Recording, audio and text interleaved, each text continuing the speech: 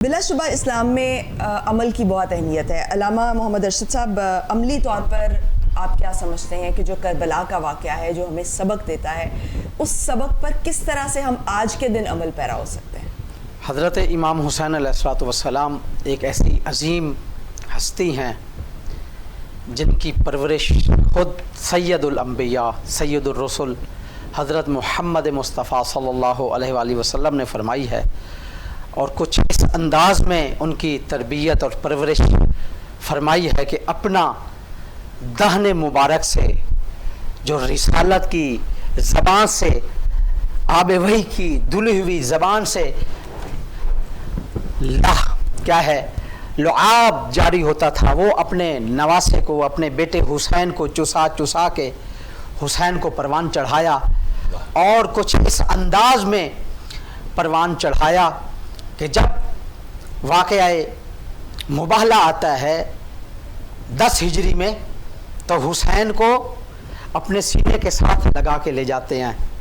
वाक़या मुबाहला जो इस्लाम की नुसरत की बुलंदी का एक आला अरफा नमूना है, सूरह निसा में मौजूद है।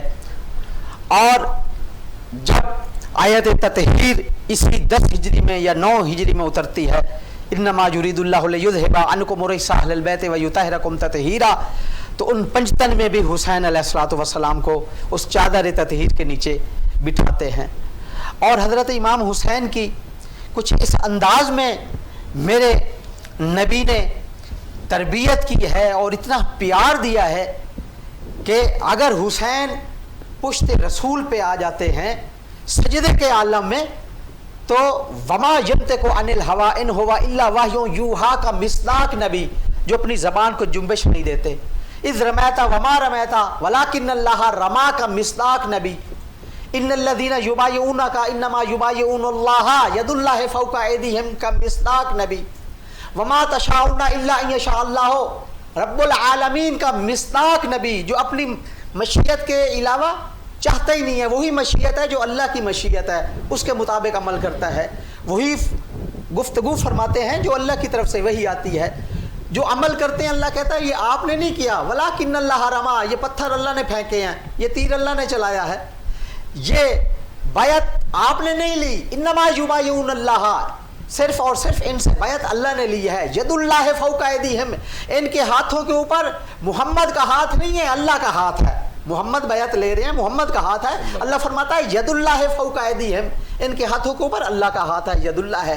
तो वो नबी क्या कर रहा है, जगह जगह पे हुसैन का तारुफ करवा रहे हैं। कभी फरमाते हैं अल हुसैन मिन्नी वाना मिन हुसैन, हुसैन मुझसे है, मैं हुसैन से हूँ। कभी फरमाते हैं इन्नल हुसैना मिसबाहुल हुदा व सफीनतुन नजा, वो नबी जो अपनी ज़बान को जुम्बिश नहीं देते जब तक वही ना आ जाए, वो नबी फरमा रहे हैं इन्नल हुसैना, यकीनन यकीनन हुसैन मिसबाहुल हुदा, हिदायत का चराग हैं, व सफीनतुन नजा, और नजात की कश्ती हैं। यानी वो नबी एक मिलाक दे रहे हैं, एक मदरक दे रहे हैं, एक माखज़ दे रहे हैं, एक ज़ाब्ता दे रहे हैं, एक कानून दे रहे हैं। अगर किसी को हिदायत चाहिए वो भी हुसैन से मिलेगी, अगर किसी को नजात चाहिए तो वो भी हुसैन से मिलेगी। नजात भी हुसैन के पास है, हिदायत भी हुसैन के पास है। और ऐसी तरबियत की और इस अंदाज में तरबियत की कि हुसैन की तरबियत का ये आलम है कि 8 ज़िलहिज्जा को जब यजीद के नुमाइंदे मक्का में बैतुल हराम में खुफिया तौर पर इहराम के अंदर तलवारें नेज़े छुपा के हुसैन को खुफिया तौर पर साजिश के तहत कत्ल करना चाहते हैं, तो हुसैन अपने उम्रह तमत्तो को उम्रह मुफरदा में तब्दील करते हैं और उसको तब्दील करके सफ़र की तैयारी शुरू कर देते हैं, करबला की तरफ रवाना हो जाते हैं। ये क्या था कि करबला का जो सफ़र है उससे पहले जो आप उम्रा क्या मुफरदा में बदल रहे हैं, हज को उम्रा में तब्दील कर रहे हैं, वजह क्या था कि खाना काबा जो अमन का मरकज़ है उसका अमन तहबाला ना हो, उसका अमन ख़राब ना हो।